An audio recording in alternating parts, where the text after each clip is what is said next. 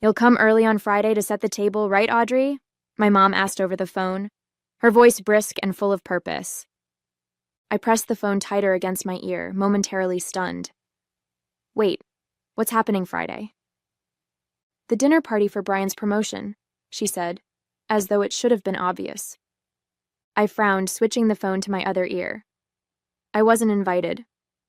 "Well, of course not," she replied, her tone dismissive. "It's mostly Brian's colleagues and friends. You wouldn't really fit in." Her words stung, but I kept my tone neutral. "But you still want me to come and set the table." "Exactly," she said, as though I'd just solved a puzzle. "You're so good at these things, Audrey. You've always had an eye for detail. And don't worry about staying long. Just help set up and make sure everything's ready. We'll handle it from there." I closed my eyes, letting her words sink in. Once again, I wasn't good enough to be a guest, but I was indispensable when it came to doing the grunt work. My name is Audrey, and for my family, I'm not much more than a reliable extra.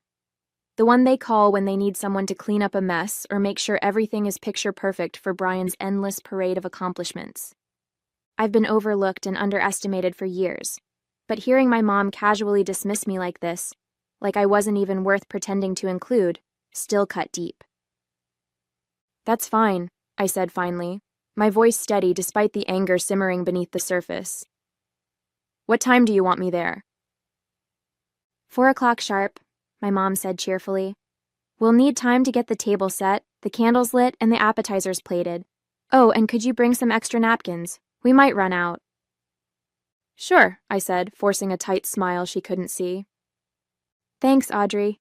You're such a lifesaver," she added before hanging up, not even waiting for me to say goodbye. I set my phone down and stared out the window of my small apartment, the frustration building with every passing second. I'd moved out years ago to escape this exact dynamic, but no amount of distance seemed to matter. As I sat there, my phone buzzed with a notification. A reservation app I hadn't used in months popped up with a suggestion: a table for one at my favorite restaurant this Friday night. My finger hovered over the screen, hesitating for only a moment before I tapped reserve. For once, they could manage without me.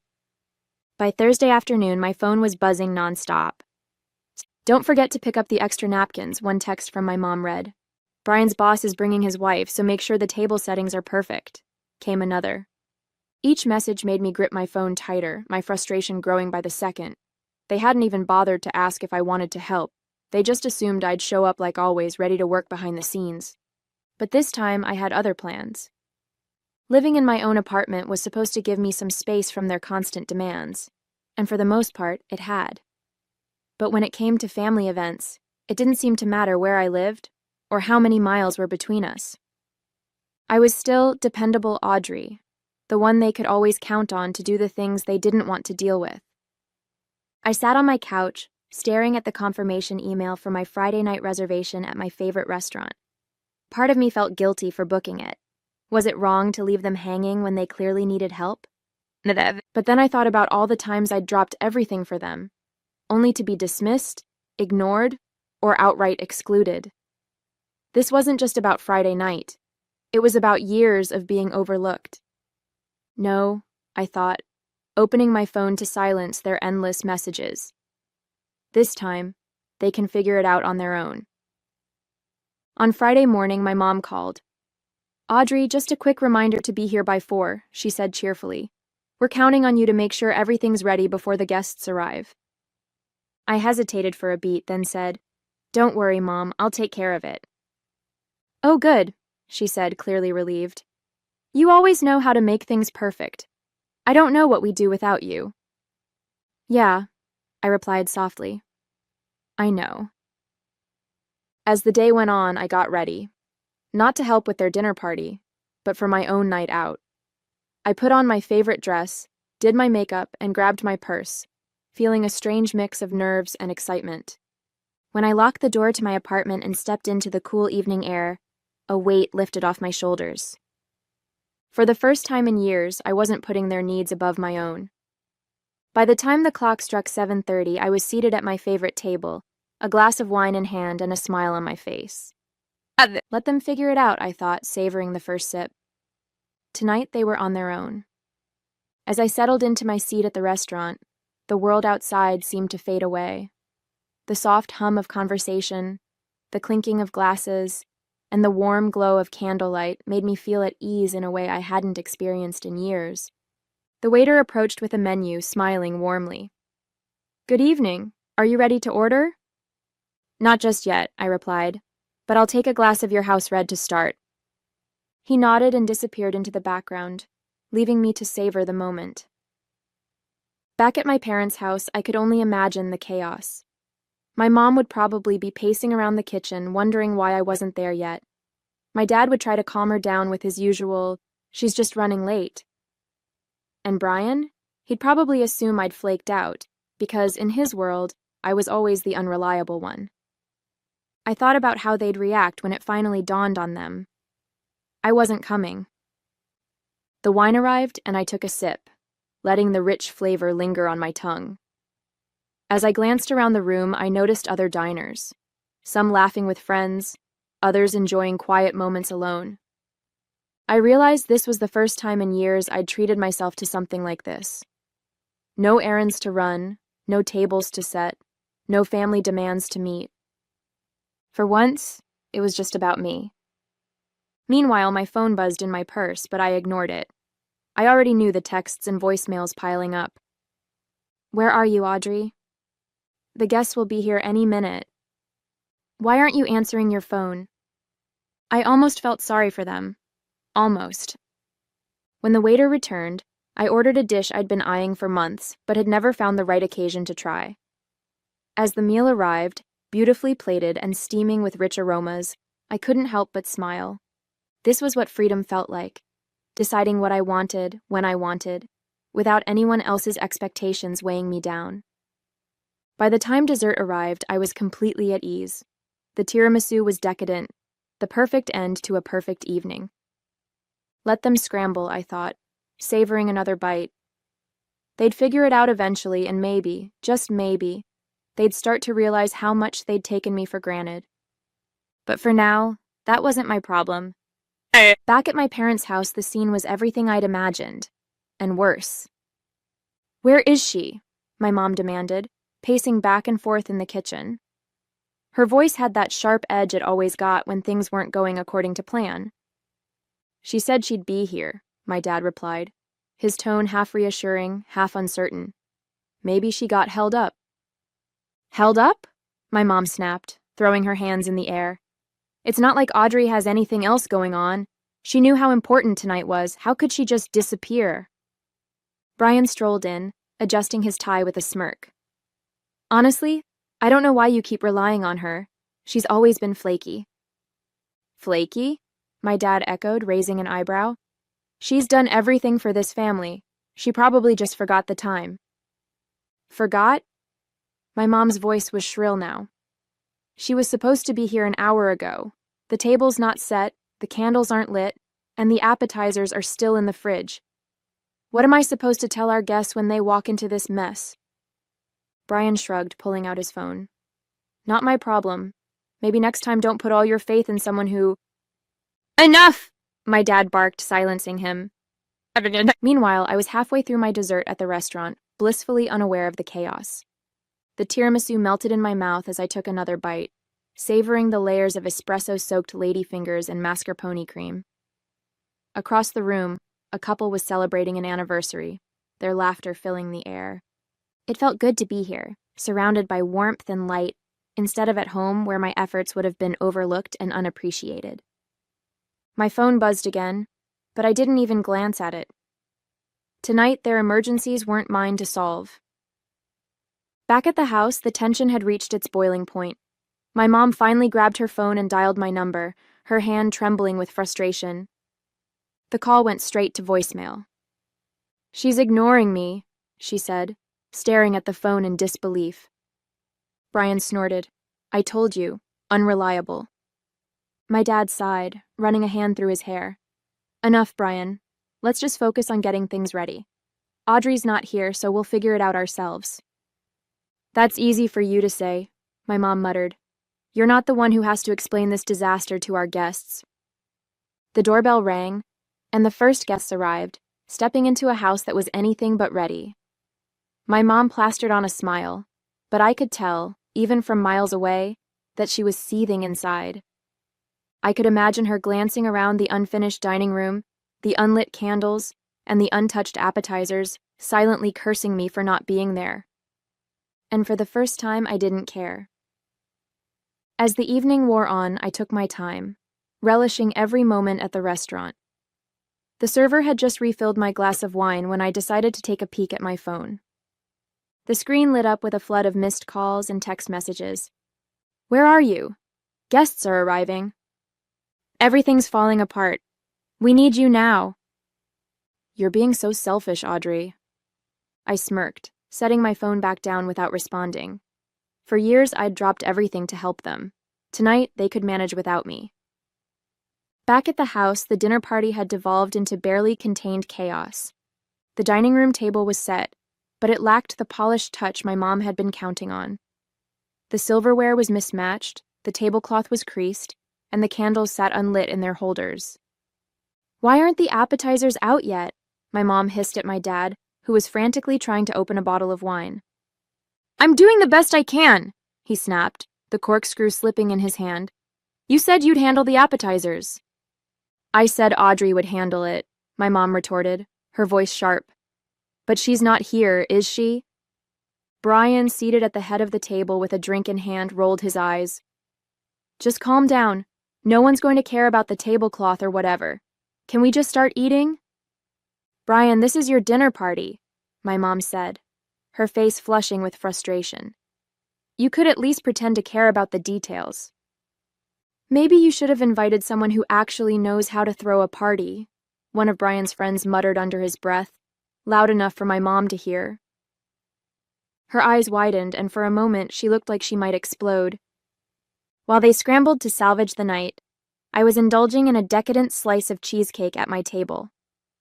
Across the room, I overheard a couple chatting with the waiter about their travels, describing the beauty of the Amalfi Coast. The conversation sparked something in me, a longing to experience more of life beyond the narrow box my family had kept me in.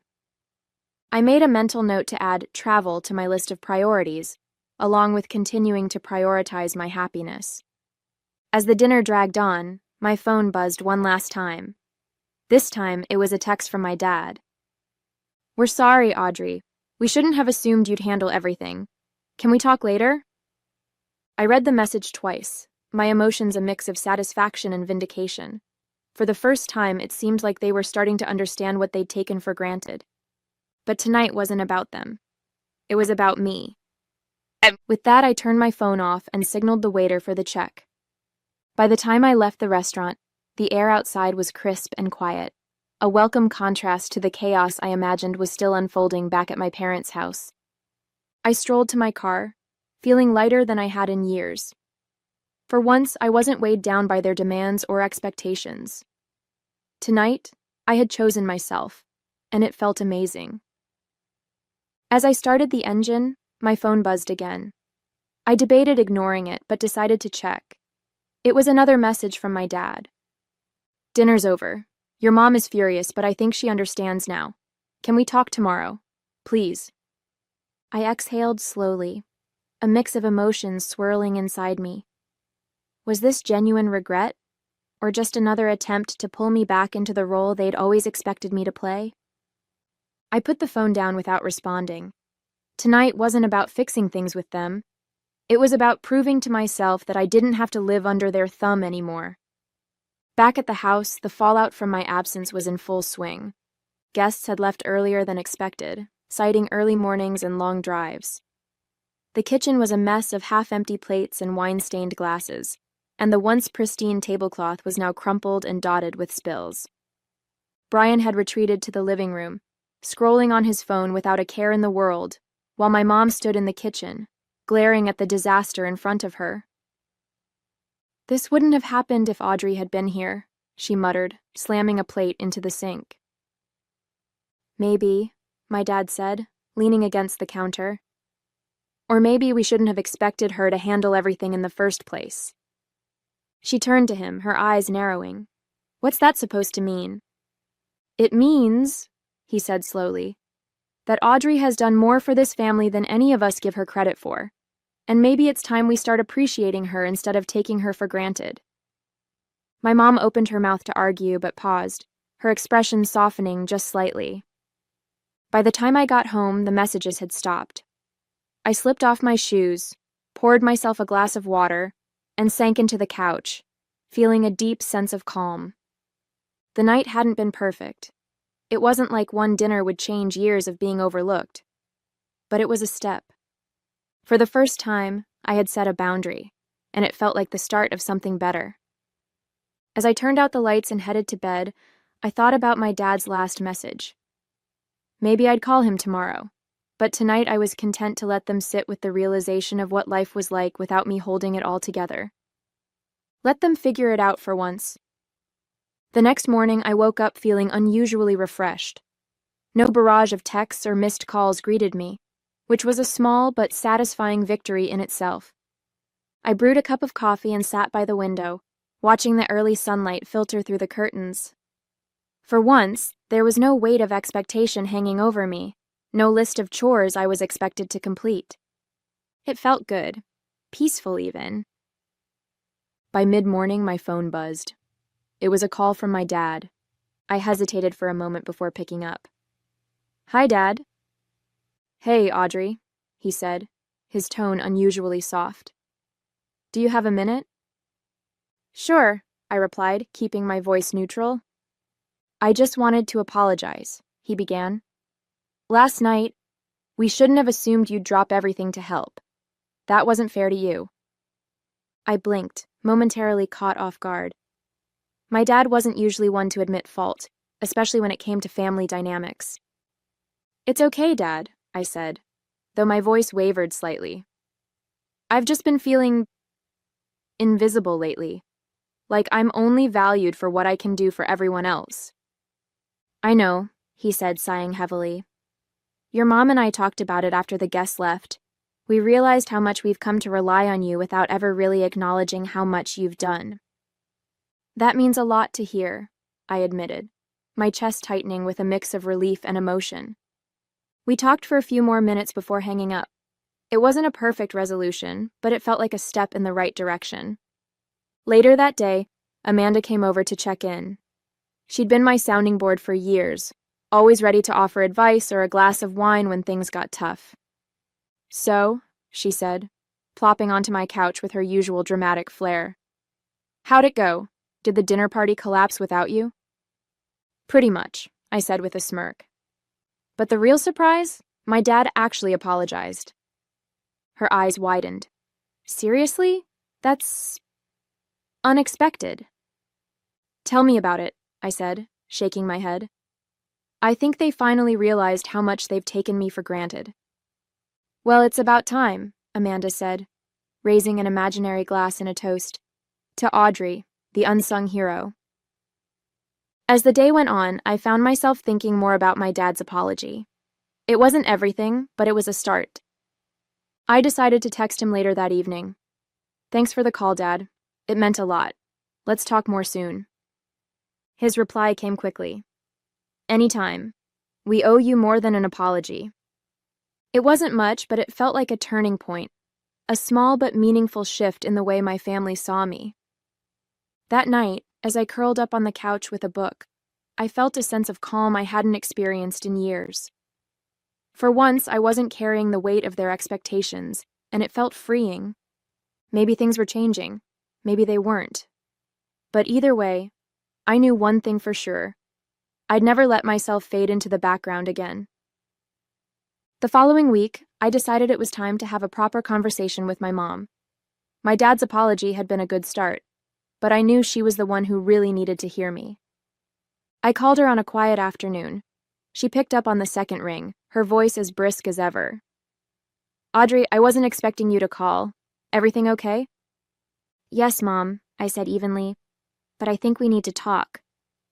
There was a pause on the other end. "About Friday?" "Among other things," I replied. We met for coffee at a small cafe near her house. She arrived looking slightly defensive, her posture stiff as she sat down across from me.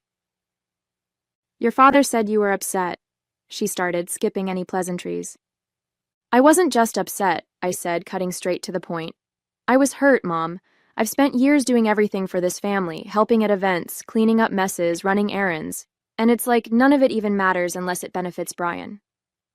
She opened her mouth to respond, but I held up a hand. Let me finish. You didn't even invite me to the dinner. You just expected me to set the table, handle the details, and disappear when the guests arrived.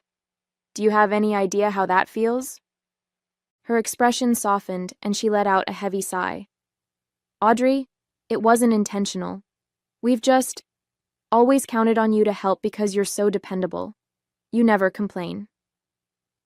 That's the problem, I said. I never complain because I was raised to believe it wasn't my place to. But I'm not just dependable, Mom. I'm your daughter, and I deserve to be treated like I matter. Not just for what I can do, but for who I am. She looked down at her coffee, stirring it absent-mindedly. You're right, she said finally. We've been unfair to you. I didn't realize how much we were asking of you without giving anything back. I nodded, feeling a weight lift off my chest. I'm not saying I won't help when it's needed, but I'm done being taken for granted. From now on, I'm setting boundaries. The conversation ended on a surprisingly positive note. My mom apologized sincerely, and though I knew change wouldn't happen overnight, I felt a flicker of hope. Over the next few weeks, things started to shift. My parents began including me in more decisions, asking for my input instead of assuming I'd handle everything. Brian, predictably, stayed indifferent, but I didn't need his validation to know my worth. One Saturday, I stopped by the house for dinner, an actual invitation this time. My mom greeted me warmly, and I noticed immediately that the table was already set. Don't worry, she said with a small smile. We've got everything handled tonight. You're here as a guest. I smiled back, feeling a rare but genuine connection. For the first time, it felt like they were seeing me, not as the helper, but as an equal. The weeks that followed felt like a quiet revolution in my life. The changes weren't dramatic. There were no grand apologies or sweeping declarations, but they were real, and I could feel them in the little things. When my mom texted, it wasn't with a list of demands, but with genuine questions about how I was doing. My dad called to check in, not to ask for help. And even Brian, while still as self-absorbed as ever, seemed to tread a little more lightly around me. One evening, I sat in my living room, scrolling through photos from the dinner party my mom had finally shared. The table had been set haphazardly, and the mismatched silverware was hard to miss. For a moment, I thought about how I would have made it perfect. The polished glasses, the neatly folded napkins, the lit candles. But then I smiled, realizing something important. It wasn't my job to make everything perfect for them anymore. They had managed imperfectly, and they had learned what it felt like to rely on themselves. Amanda came over a few days later, armed with takeout and her usual dramatic flair. So how's life as a boundary-setting queen? She asked, digging into a carton of noodles. Surprisingly good, I said with a laugh. It's weird, though. Now that I'm not constantly running around for them, I have so much more time for myself. Imagine that, she teased, raising an eyebrow. What are you going to do with all this newfound freedom? I've been thinking about it, I said, leaning back on the couch. Maybe I'll take that trip I've always talked about. Greece, Italy, somewhere warm and far away. Amanda grinned. Now that's the Audrey I want to see. Later that night, as I cleaned up the empty takeout containers, I felt a sense of calm I hadn't experienced in years. The version of me who would have bent over backward to make everyone else happy was gone. This new version, the one who knew how to say no, how to prioritize herself, was here to stay. And it felt good. A few weeks later, I got another text from my mom. We're planning a family gathering next month. Would you like to come as a guest? I read the message twice, surprised by the wording. There was no assumption, no expectation, just an invitation. I thought about it for a moment before replying, I'd love to. Thanks for asking. When the day of the gathering arrived, I walked into my parents' house feeling lighter than I ever had before. My mom greeted me warmly at the door, giving me a hug that felt sincere. "Everything's ready," she said with a smile. "Come in and relax. We're so glad you could make it." The dining table was set, not perfectly, but well enough, and the smell of roasted chicken filled the air. My dad was in the kitchen pulling appetizers out of the oven, while Brian lounged on the couch, chatting with some of the other guests. For once, I wasn't rushing around behind the scenes, trying to make everything flawless. As the evening went on, I found myself enjoying the gathering in a way I hadn't before. I laughed with my dad over a silly story from my childhood, shared a glass of wine with my mom, and even exchanged a few cordial words with Brian. It wasn't perfect, but it didn't need to be. Later that night, as I helped my mom bring out dessert, she gave me a grateful smile. "I'm really glad you came tonight," she said softly. "It's nice having you here, just as you are." The words caught me off guard, but I could tell she meant them. "Thanks, Mom," I said, feeling a warmth I hadn't felt in years.